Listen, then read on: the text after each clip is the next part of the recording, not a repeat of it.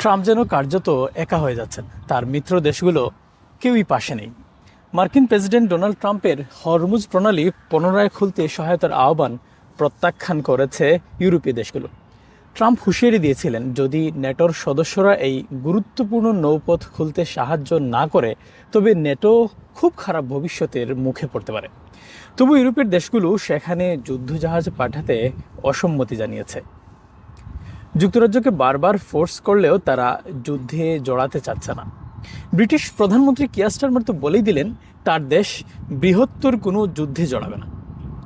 Germany দেশটি স্পষ্টভাবে জানিয়েছে তারা কোনো সামরিক অভিযানে অংশ নেবে না।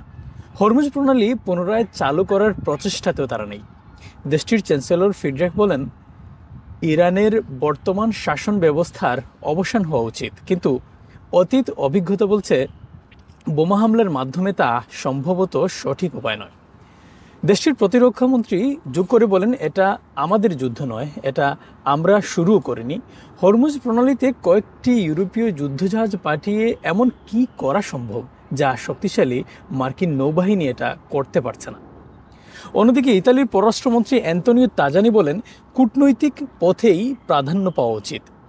৩২ দেশের জোট ন্যাটোর সদস্য ইতালি, স্পেন, পোল্যান্ড ও গ্রিস হরমুজ প্রণালীতে যুদ্ধজাহাজ পাঠাবে না বলে সাফ জানিয়েছে। যুক্তরাষ্ট্রের কৌশলগত মিত্র অস্ট্রেলিয়া ও জাপান বলছে তারাও হরমুজ প্রণালীতে যুদ্ধজাহাজ পাঠাবে না। তবে ন্যাটোর আরেক কৌশলগত অংশীদার দক্ষিণ কোরিয়া বলছে তারা ট্রাম্পের আহ্বান বিবেচনা করে দেখছে, যদিও দেশটিতে ট্রাম্পের বিরুদ্ধে বিক্ষোভ চলছে। ইউরোপীয় নেতারা সামরিক পদক্ষেপের বদলে কূটনৈতিক সমাধানের উপর জোর দিচ্ছেন। Shariful Islam Chowdhury, N24 news, London.